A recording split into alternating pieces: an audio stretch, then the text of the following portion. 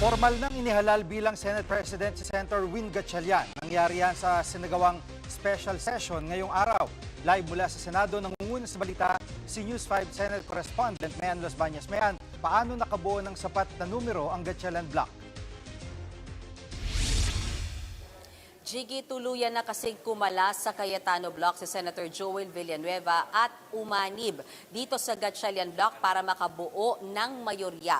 13 senador ang bumoto para maihalal na ika-4 na Senate President ng 20th Congress si Senator Win Gatchalian. Pasado alas 9 ng umaga na sinimulan ang special session na ipinatawag mismo ni Pangulong Bongbong Marcos. Sinimulan yan, Jiggy, sa pamamagitan ng paghahalal ng bagong liderato ng Senado. Si Senator Mig Zubiri ang nag-nominate kay Senator Win Gatchalian para maging leader ng Senado.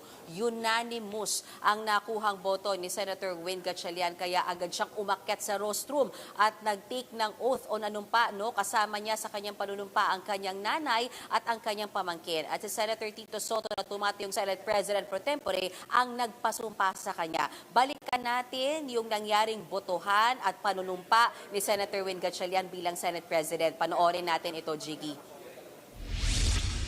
All those in favor of Senator Sherwin Gatchalian as Senate President of the Republic of the Philippines, say aye. Aye. All those against, say nay. The ayes have it. Senator Sherwin Gatchalian is declared Senate President of the Republic of the Philippines.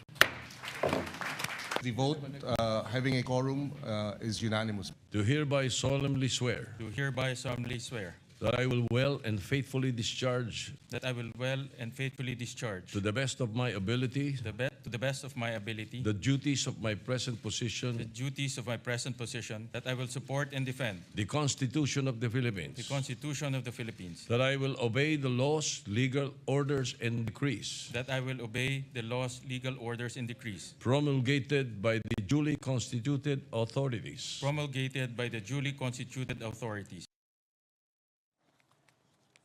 At Mayan, alam naman ng publiko na may nakaambang kaso si Senator Villanueva. Pero mula mismo sa kanya, ano ba talaga yung dahilan niya kung bakit tumalon siya sa Gatchalian Block? Alam mo, Jiggy, matipid ang sagot ni Senator Joel Villanueva kung bakit sa huli napagdesisyonan niya na iwanan na itong Cayetano Block at umanib na nga siya sa Gatchalian Block na ngayon ay bagong mayorya ng Senado.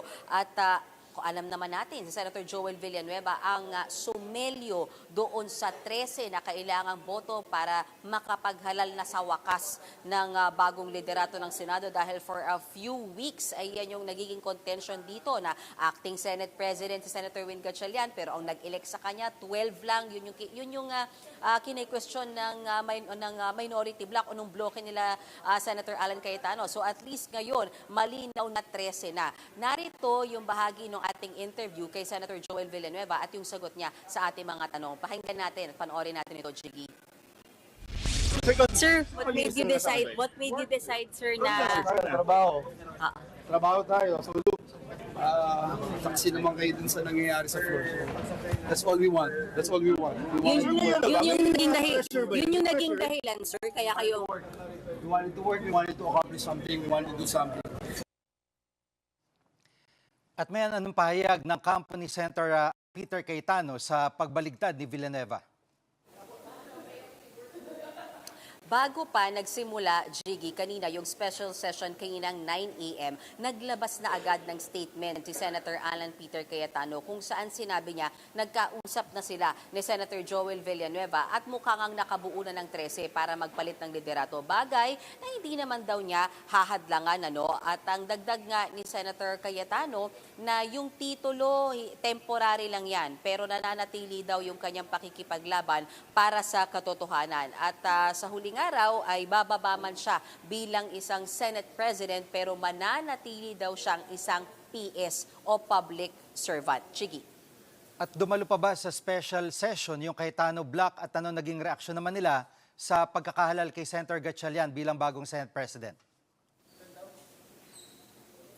Jiggy, ang nangyari kanina, no, nung umpisa pa lamang, nung special session, kung saan hinalal si Senator Win Gatchalian bilang bagong Senate President and the rest of the other new leaders of the Senate, walang umattend doon na taga Cayetano Block. Pero later in the morning, around mga 11 o'clock, humabol ang ilang mga miyembro ng Cayetano Block, sila Senator Amy Marcos, Senator Rodante Marcoleta, Senator Bongo, and gayon din Senator Loren Legarda. At nakausap natin sila. Si Senator Marcoleta, nakita nga natin na masaya pa siyang nakikipag-usap sa bagong halal na si Senate President Win Gatchalian. Gayon din si Senator Loren Legarda na masayang nakikipag-usap kila Senators Mig Zubiri, Gatchalian, Tito Soto, Ping Lacson.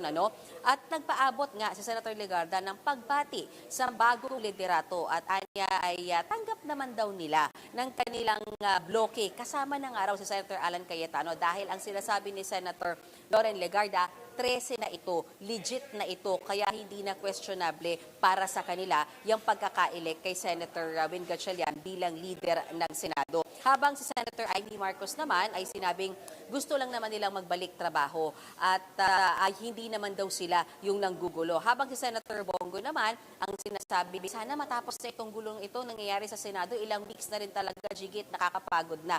At yan ang hiling ng mga taga-minority block ngayon na sana sabay-sabay silang magbalik trabaho na. Narito ang bahagi ng pahayag nila Senator Loren Legarda at Senator Amy Marcos at ni Senator Bongo. I congratulate Sherwin, a dedicated, disciplined, hardworking, brilliant colleague and a dear friend. So I congratulate all of them and I'm glad na 13 ang boto, so maayos na, legal na. Ma'am, your comment lang sa may bago na pong liderato, makakaasa po ba sila ng support? Tama. Ay, gusto lang namin magtrabaho. Ma'am, tapos na kaya yung gulo? Hopeful kayo, ma'am?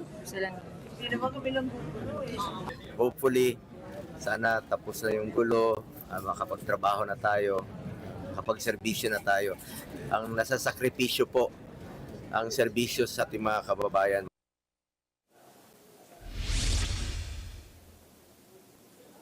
Sa mga oras ito, ongoing pa yung session pero we haven't seen Senator Alan Peter Cayetano yet in the plenary. But so far, ang dumating kaninang hapon ay ang kanyang kapatid na si Senator Pia Cayetano at natanong din natin siya kung sinusuportahan ba niya itong bagong liderato o yung bagong Senate President na pumalit sa kanyang kapatid. Narito ang sagot na sa atin ni Senator Pia Cayetano. Pakinggan natin. Common sense, di ba? What's in the rules? What's in the Constitution? When you have 13, yun lang. So, kung hindi sumunod sa rules, doon lang naman kami may problema. Pero pag sumunod sa Constitution at sa rules, no problem. That's just how it is. At may balita ka ba kung kanino pupunta yung Blue Ribbon Committee? Pinagtibay nung election ng bagong liderato kanina, yung pananatili, kasi nangyari na to nung June 3, di ba, na naluklok or na-elect si Senator Erwin Tulfo bilang chairman ng Blue Ribbon Committee. So kanina pinagtibay lang ulit yan at siya talaga yung magiging chairman ng Blue Ribbon Committee from now on. Yan ay matapos ng i-relinquish o isuko na talaga ni Senator Ping Lacson yung pagiging chairman ng Blue Ribbon Committee dahil anya pagod na raw siya na mawala ng kaibigan at magkaroon ng maraming kaaway. Jiggy. At yung pagiging presiding officer ng Senate Impeachment Court ay lumabas kanina online na si Senator Escudero. Tama ba, Mean? Yes, I asked Senator Ping Lacson about it because in the past days, when we were asking si Senator Win Gatchalian as acting Senate President pa that time, ang paulit-ulit na sinasabi ni Senator Gatchalian, siya ang magpe-preside sa impeachment trial ni VP Sara Duterte. Pero alam mo kasi, Jiggy, may ugong talaga na posibleng mapalitan or posibleng ang iluklok nga dyan ay si Senator Jesus Codero. So I asked si Senator Ping Lacson kung totoo ba yan at kinonfirm niya na so far, at least kaninang umaga, ang plano ng mayorya at napagkasunduan ng mayorya ng mga senador ay i-elect si Senator Jesus Codero bilang presiding officer nitong impeachment trial para kay VP Sara Duterte. Bakit? Dahil una, abogado siya, kumbaga may expertise siya hindi lamang sa impeachment rules kundi sa rules of the court which is magiging beneficial kung sino man yung magpe-preside dito sa impeachment trial na ito. Pangalawa, may experience na rin kasi si Senator Jesus Codero sa pag-handle or at least sa pag-participate sa mga ganitong gawain gaya na lamang ng impeachment trial. So, hindi mababago yung plano or if mag-a-align yung plano ng lahat ng mga senador kasama na yung minorya, ang sinasabi ni Senator Ping Lacson, posibleng mangyari yung pag-elect kay Senator Cheese Escudero bilang presiding officer ng impeachment court sa July 6. Samantala, Jiggy, bukas naman gagawin yung pre-trial conference kay VP Sara sa kanyang impeachment case, pero sarado ito sa publiko, gayon pa man inaasahang darating yung pareha sa side, prosekusyon at yung defense team dito sa Senado. Yan muna ang latest mula dito sa mga kaganapan sa Senado. Balik sa iyo, Jiggy. Yan ang ulat ni Men Los Baños live mula sa Senado. Mga kapatid, Jiggy Manikad po. Pagdating sa mahalagang balita sa loob at labas ng bansa, dapat una sa lahat, mag-follow at mag-subscribe na sa social media pages ng News 5.